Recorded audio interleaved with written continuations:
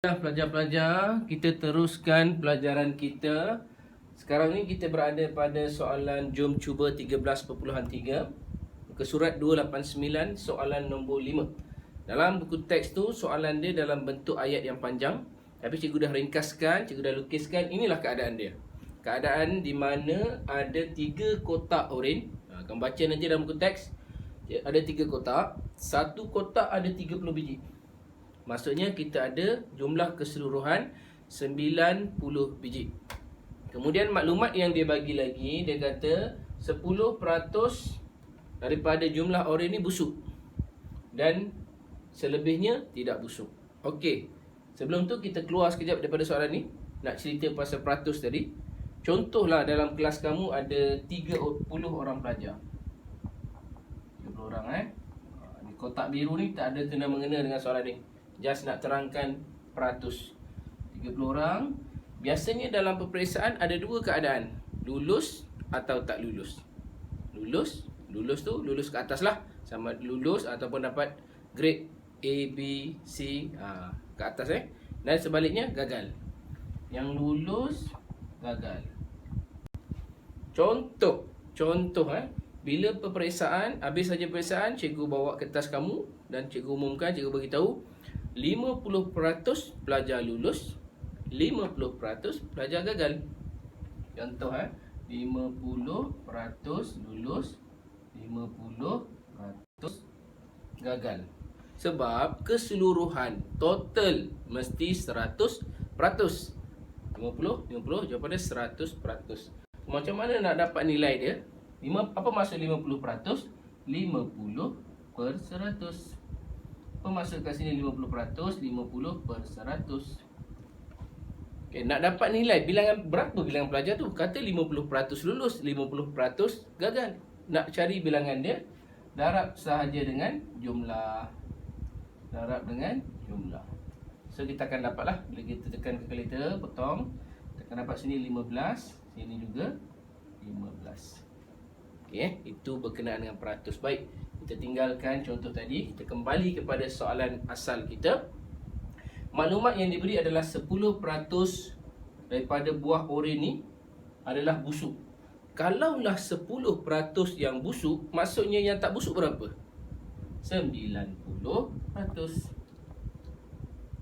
So, jumlah dia adalah 100%. Walaupun dia tak nyatakan sini, kita dah tahu dah. Kalau 10% yang busuk, yang tak busuk tinggal 90%.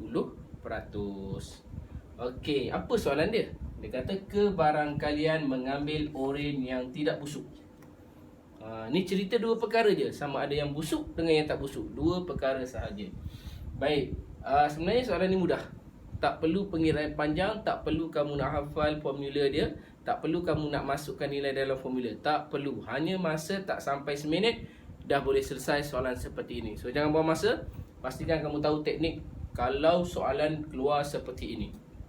Baik, dia kata kebarangkalian tak busuk. Biasanya dalam soalan kita akan gariskan kita punya kata kunci kita ni, oren yang tidak busuk. Selalunya cikgu ajar kamu, matlamat kita ni kita ringkaskan menjadi satu huruf saja. Dan dalam soalan ni dia dah bagi dah huruf ni adalah C. Okay, tak apa, kita tinggal tekan terbilang dulu. Apa maksud 10%? 10% ni maksudnya 10/100. Okay. Dan 90% maksudnya 90/100. Okay, kita ringkaskan. Ini jadi 1/10. Ini jadi 9/10. Okey, daripada persen tadi kita dah dapat kebarangkalian. Sebab kebarangkalian adalah nilai dalam bentuk pecahan. Soalan dia kebarangkalian mengambil oren yang tidak busuk. Yang tidak busuk ni 90%, inilah jawapan dia. 9/10. Dah selesai dah. Kalau soalan tu soalan objektif, kamu terus kira buat macam ni perbandingan, terus keluar jawapan. Tak perlu kira, tak perlu tunjukkan jalan penyelesaian. Okey, dah selesai dah. Cuma cikgu nak tambah, nak kongsikan lagi satu step yang biasa kita buat. Mula-mula kita gariskan matlamat, kemudian kita wakilkan dengan huruf C. Lepas tu formula standard dia P sama dengan N N, S. Ini standard lah, kita kena hafal. Kemudian huruf tadi adalah huruf C. C. Macam mana nak baca formula ni? Kebarangkalian mengambil oren yang tidak busuk sama dengan bilangan oren yang busuk bahagi bilangan keseluruhan. Okey, macam mana nak masuk ni? And bilangan yang tak busuk berapa ya? 90%. 90% daripada 90. Semua sekali 90 kan? So kita potong 14 potong bawah, 9 kali 9 81. 81 biji bahagikan dengan 90. So kita akan dapat 9/10. Sama juga, nak guna kaedah ni boleh, nak guna kaedah ni pun boleh. Kalau kertas satu, gunalah kaedah ini sahaja. Sebenarnya soalan ni nampak macam susah sebab ada peratus. So tapi kalau kamu biasakan diri, kamu tahu teknik dia, sebenarnya soalan ni mudah sahaja. Okey, selamat mencuba. Semoga kamu berjaya.